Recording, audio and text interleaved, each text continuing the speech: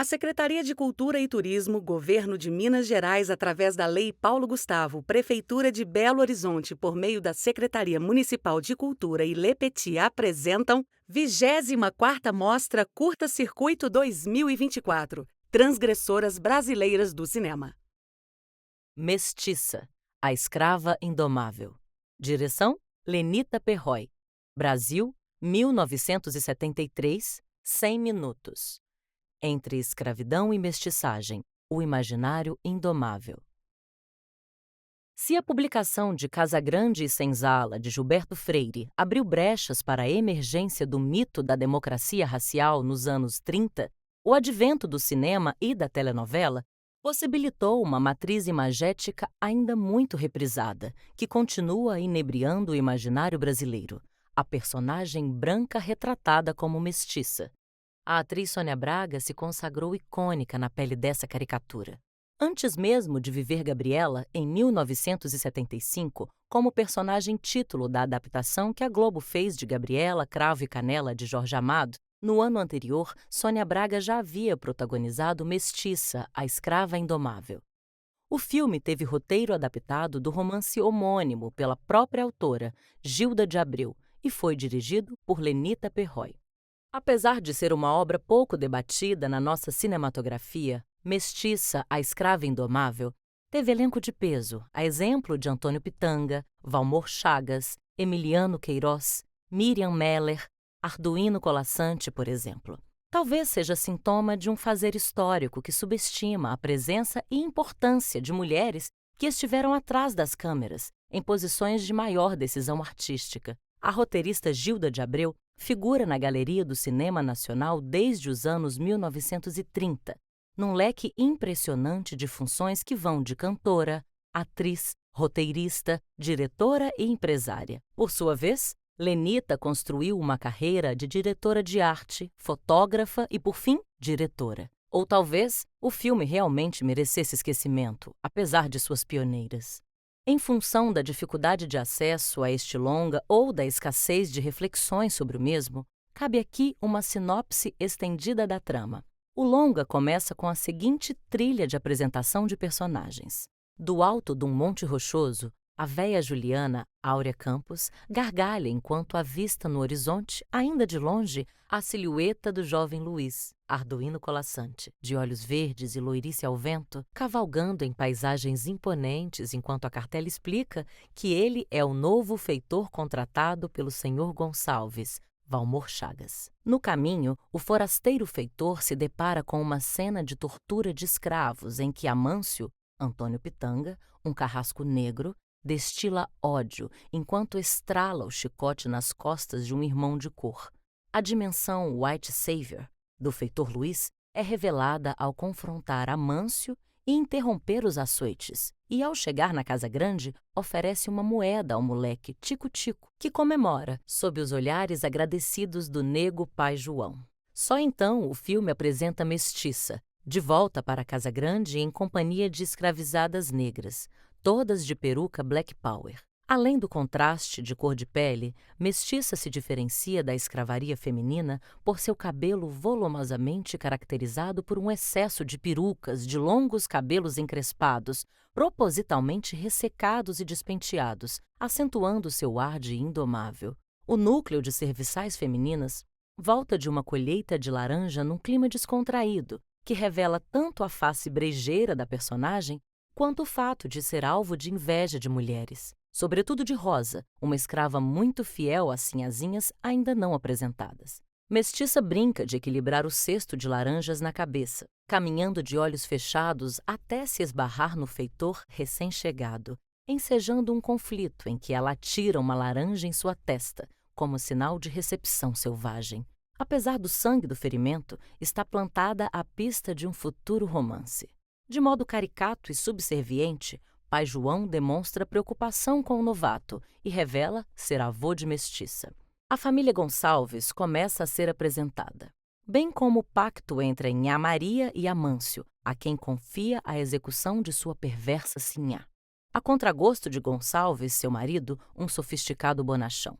Na sequência, é introduzido o mascate, Emiliano Queiroz, um caixeiro que traz mimos para a mestiça, que lhe retribui algum afeto interesseiro sob o olhar vigilante de seu avô. A mucama rosa alarma a presença do mascate, que é enxotado pelo senhor Gonçalves, que deixa bem claro que mestiça não é para o bico dele. Por fim, apresenta-se a jovem Mimosa Gonçalves, que, sendo filha da castradora Nhá Maria, aos 26 anos, amarga uma solteirice histérica, até que a chegada do novo feitor lhe acende esperanças de casamento. No primeiro jantar na Casa Grande, emoldurado por Tico-Tico abanando Nhá Maria e a mucama rosa de prontidão, Gonçalves e Luiz tecem elogios a José do Patrocínio e Castro Alves, para desgosto de Nhá Maria. Progressivamente, algumas dinâmicas vão se estabelecendo. Sempre ao som de Baden-Powell, mestiça ostenta seu poder de sedução e carisma, de modo que todos os homens, seja da Casa Grande ou da Senzala, ou a desejam, ou a perseguem, ou a protegem. Ao perceber que Luiz também foi enfeitiçado pela beleza incomum de mestiça, Mimosa sabe que, mais uma vez, foi preterida pela escrava indomável.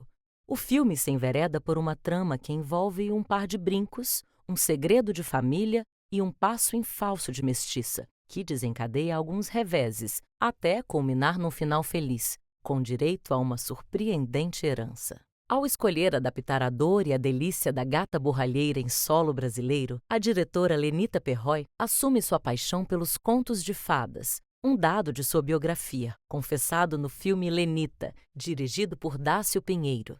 O incidente que provoca esse documentário foi um baralho de cartas, cujo naipe estampa mulheres maravilhosamente fotografadas por Lenita Perroy. O senso estético da personagem investigada também é desvelado em seus trabalhos na direção de arte em produção de grande bilheteria, como A Superfêmea, pornochanchada que alavancou a carreira de Vera Fischer, uma das muitas bonecas cabeludas, caracterizadas por Lenita Perroy. Assim, parte dessa experiência pregressa pode ser flagrada em Mestiça, a Escrava Indomável e Noiva da Noite, segundo e último longa-metragem de sua efêmera carreira como diretora. No documentário Lenita, é possível acompanhar a vida e obra de uma figura muito intrigante, tanto no senso estético vanguardista, que flertava com sci-fi soft porn, ou sadomasoquista, tanto por uma mulher que parecia livre, mas que tinha inseguranças quanto à própria beleza, ou que competia profissionalmente com o marido, de quem adotou o sobrenome, até abandonar a carreira no cinema após o divórcio, se dedicando aos cavalos de raça nobre. Enredada nas contradições do seu tempo, Lenita Perroy caiu nas armadilhas de um ponto de vista racista, ainda que não tivesse se dado conta. Assim, de alguma maneira, Mestiça, a Escrava Indomável, é uma linha possível na crônica do cinema nacional bem sintetizada por Amir Labaki, 1991. Abre aspas. O cinema dos anos 60 foi de ruptura e diversificação. O dos anos 70, de nostalgia e acomodação. Já o dos anos 80 fez pouco mais que aplicar a explosão tecnológica às características do decênio anterior. Fecha aspas. Labaki, página 11. A escolha de atrizes brancas para encarnar mestiças supermaquiadas nas telas, blackface, além de desidratar as carreiras de mulheres negras que começavam a desfrutar na condição de musas, a exemplo de Lourdes de Oliveira e Luísa Maranhão, ainda fomentou o desfile de personagens negros estereotipados. Em Mestiça, a Escrava Indomável, não é difícil identificar estereótipos, tais como pretos velhos, o personagem Pai João, a fiel mucama, personagem da Rosa, o moleque de recados, na figura do Tico-Tico, a nega mágica, na figura da misteriosa véia Juliana, cuja função é dar conselhos poderosos à mestiça ou protegê-la dos desejos violentos de Amâncio, personagem que é um combo de estereótipos. Negro de alma branca, negro revoltado, malandro e crioulo doido. Mestiça também é uma combinação de musa e mulata trágica, bem voluptuosa. Quando a mulata trágica é vivida por uma atriz negra, representa o fruto bastardo da miscigenação racial como criaturas suspeitas ou indesejáveis, porque não cabem nem no universo branco, nem no negro. São, portanto, herdeiras da divisão racial, do sangue que circula nas veias em permanente guerra. Apesar de ter mais oportunidades de ascensão social que o segmento negro, não é completamente integrada ao universo branco, e a tragédia a soma como o desfecho ao tentar ultrapassar a linha de cor. Quando a mulata é encarnada por uma atriz branca, a trama caminha com chance de um final feliz se tornar real, pois sua indisfarçável branquitude suscita compaixão e desejo de redenção. Ou, conforme indica o cineasta Joel Zito Araújo, abre aspas, o Estado-nação no Brasil estabeleceu como referência para a cultura branca e europeia, desestruturando e ao mesmo tempo absorvendo das culturas negras e indígenas, o tempero para a climatização e melhor aceitação da cultura hegemônica. Fecha aspas. Araújo, 2003, página 34. Assim, o mito do Brasil como suposto país das três raças não se sustenta, pois as condições materiais de sua existência são apenas simbólicas. Desse modo, assistimos ao espetáculo das raças de um Brasil que existe como alegoria, como linguagem carnavalesca, enquanto sedimenta personagens com estereótipos, raramente com chances de matrizes arquetípicas. Retomando o conceito desde a sua formulação junguiana, o arquétipo é conteúdo do inconsciente coletivo. Jung se diferencia de Freud, para quem o inconsciente era de natureza exclusivamente pessoal, ainda que tenha apontado as formas de pensamento arcaico-mitológicas do pensamento. Jung concorda que uma camada do inconsciente seja pessoal, mas, segundo o autor, abre aspas, este, porém, repousa sobre uma camada mais profunda, que já não tem sua origem em experiências ou aquisições pessoais, sendo inata. Esta camada mais profunda é o que chamamos inconsciente coletivo. Eu optei pelo termo coletivo pelo fato de o inconsciente não ser de natureza individual, mas universal.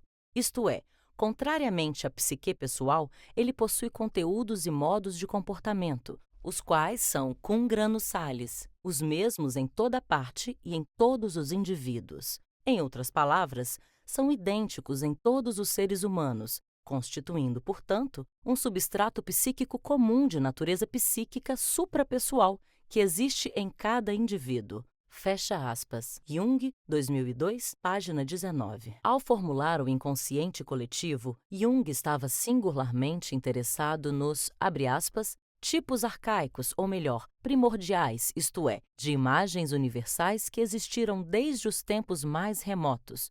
O termo Representations Collectives, fecha aspas, página 21. Desse modo, torna possível entender como a tradição efetua a transmissão dos conteúdos coletivos e, originariamente inconscientes. Assim, interessa destacar que na concepção junguiana, uma importante expressão dos arquétipos se dá na forma de mitos e contos, e que o cinema se apossa dessas estruturas. Como bem indica a história do cinema, em especial no paradigma ocidental, a noção de arquétipo é certamente uma pedra angular e fundamental.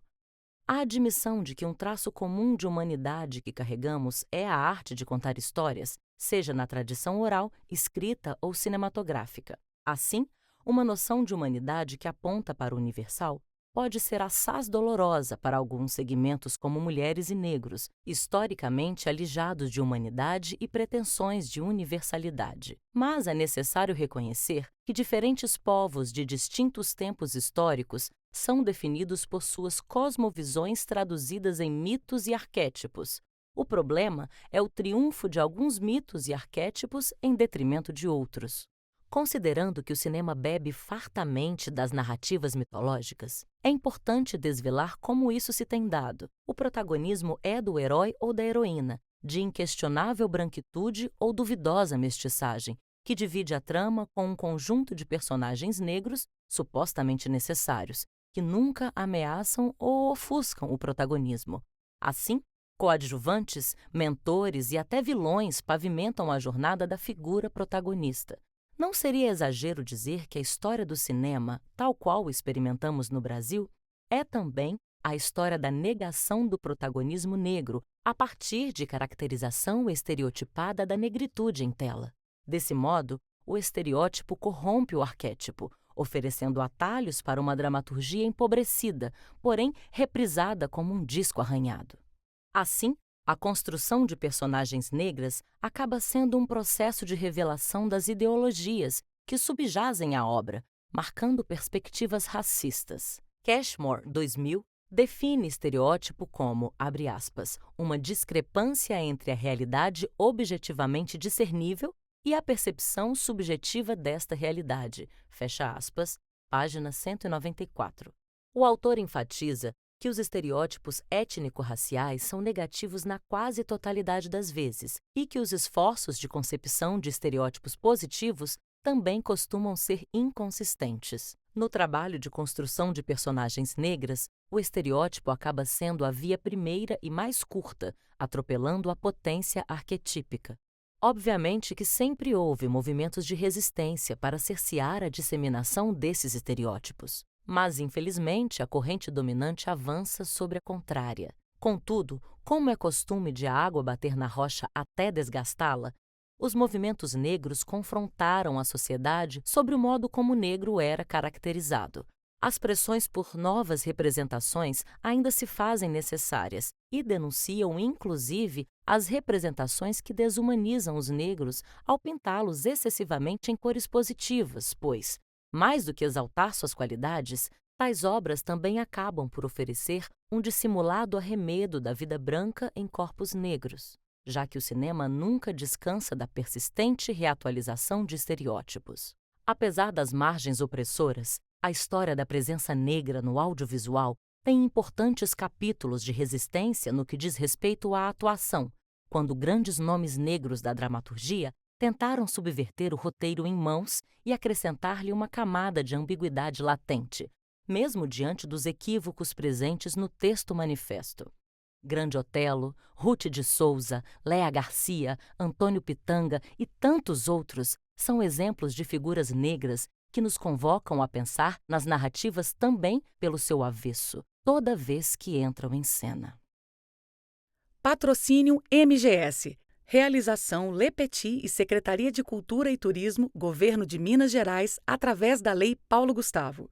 Incentivo, Lei Municipal de Incentivo à Cultura de Belo Horizonte.